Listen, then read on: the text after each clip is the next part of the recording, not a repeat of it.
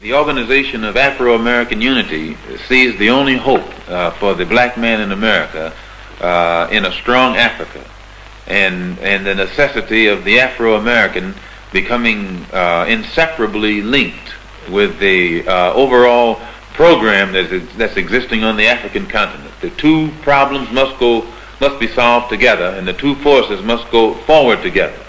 And so the Organization of Afro-American Unity has a program to link the Afro-Americans with the Africans and the Africans with the Afro-Americans. When I say Afro-Americans, I mean those throughout the entire Western Hemisphere. This is our only hope. Our hope is in a strong Africa. And when Africa is strong, our position in America will be one of respect. But if Africa is weak, we will never be in a position of respect in America. They used to have a saying that one doesn't have a Chinaman's chance.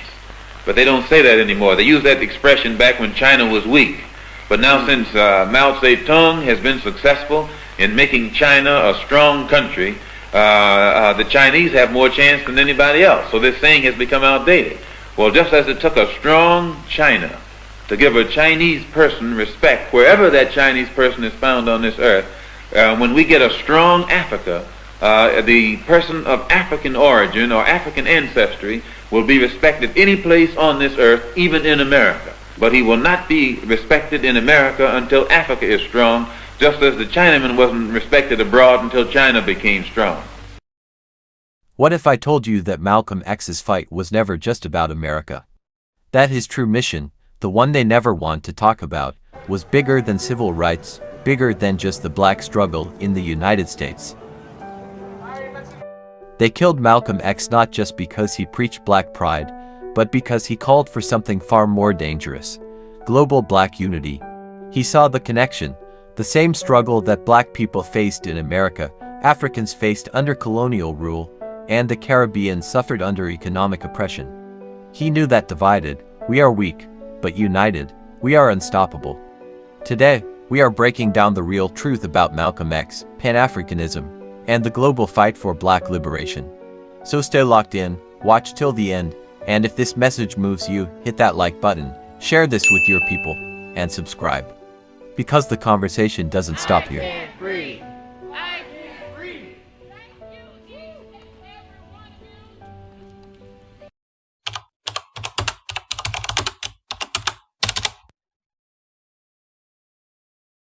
Recently, when I was blessed to make a trip or a pilgrimage, a religious pilgrimage to the holy city of Mecca, where I met many people from all over the world, plus spent many weeks in Africa, trying to broaden my own scope and get more of an open mind to look at the problem as it actually is.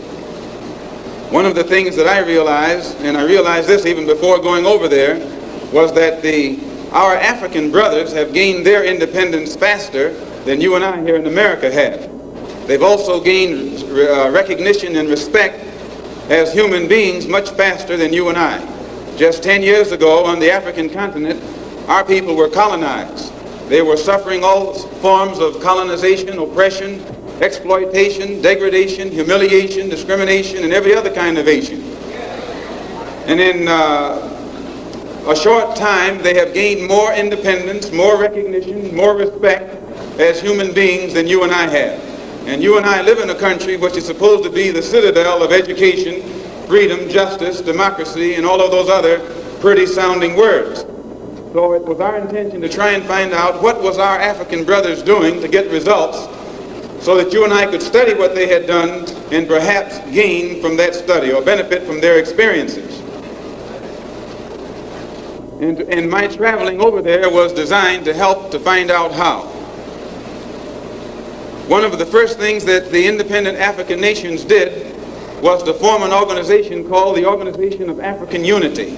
The purpose of our Organization of Afro-American Unity, which has the same aim and objective: to fight whoever gets in our way.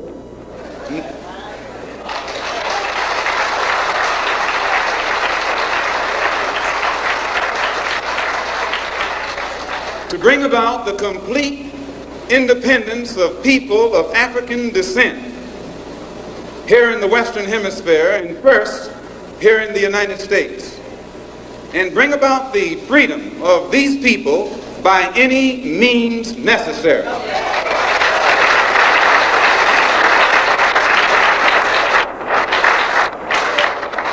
That's our motto. The purpose of our organization is to start right here in Harlem, which has the largest concentration of people of African descent that exists anywhere on this earth. There are more Africans here in Harlem than exist in any city on the African continent, because that's what you and I are, Africans.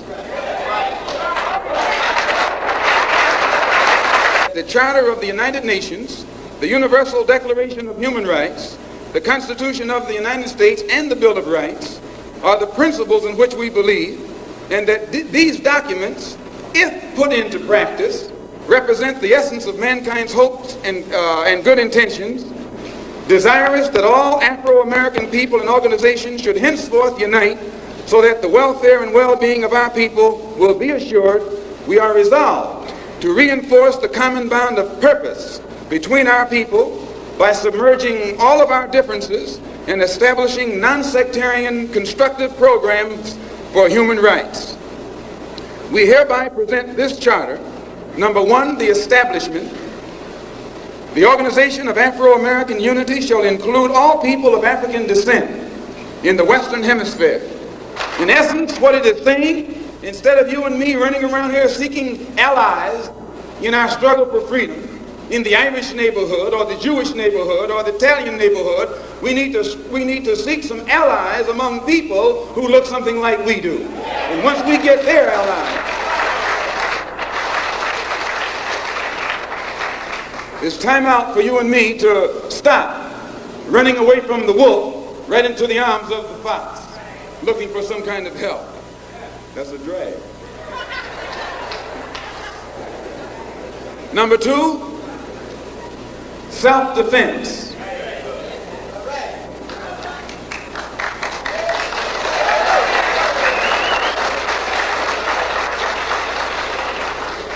Since self-preservation is the first law of nature, we assert the Afro-American's right to self-defense. The Constitution of the United States of America clearly affirms the right of every American citizen to bear arms. And as Americans, we will not give up a single right guaranteed under the Constitution. The history of unpunished violence against our people clearly indicates that we must be prepared to defend ourselves, or we will continue to be a defenseless people at the mercy of a ruthless and violent racist mob. Malcolm X's journey started in the streets of America, fighting against segregation, police brutality, and white supremacy. But if you think Malcolm's dream stopped at the American border, you don't know Malcolm. At first, he was focused on black nationalism inside the US, but then something happened. In 1964, Malcolm X traveled to Africa and the Middle East. He walked the streets of Ghana, Nigeria, Egypt, and Algeria. He met with leaders, Kwame Nkrumah of Ghana, Jomo Kenyatta of Kenya, Gamal Abdel Nasser of Egypt, men who were not just fighting for rights but for total liberation from Western control. He saw what the media refused to tell you. The oppression of black people in America was just one piece of a global system. The same forces keeping black people poor and powerless in the US were the same forces keeping Africa and the Caribbean economically chained to the West. The struggle was not about civil rights, it was about human rights. This realization changed everything for Malcolm X. It took him from an American activist to a world revolutionary.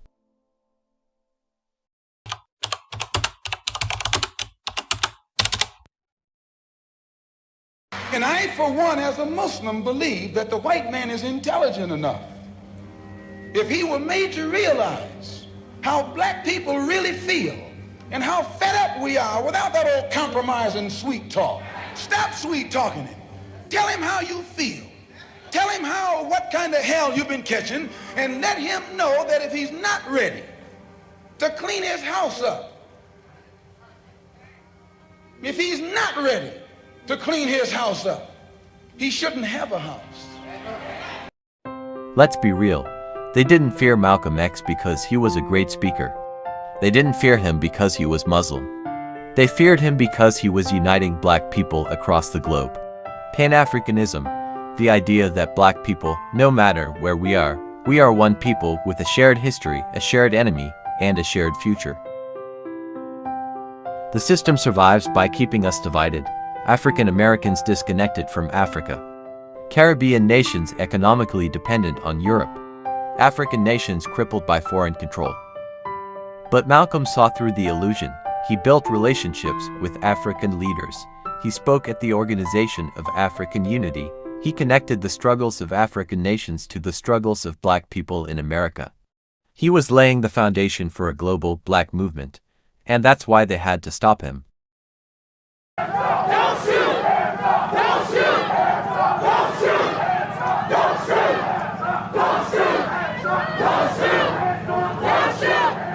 Don't shoot! Don't shoot! Don't shoot! Don't shoot! Don't shoot! Don't shoot!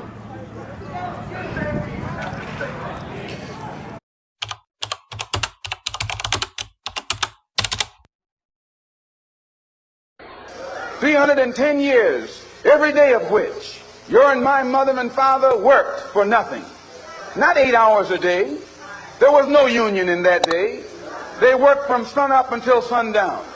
From can't see in the morning until can't see at night. They never had a day off. And on Sunday they were allowed to sit down and sing about when they died, they wouldn't be slaves no more.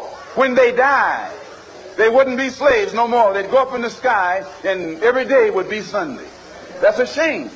And it is that 310 years of slave labor that went in, that was my and your contribution into this particular economy and political system.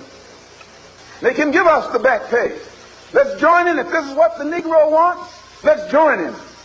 Let's show him how to struggle. Let's show him how to fight. Let's show him how to bring about a real revolution. Let's make him stop jiving. Now here's the question, what do we do with Malcolm's message today? The same forces that Malcolm warned us about are still at work. Africa is still being looted.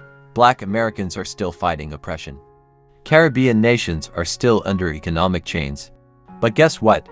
We still have the power to unite. Malcolm's message wasn't just for the 1960s, it was for right now. We must build economic bridges between black businesses worldwide.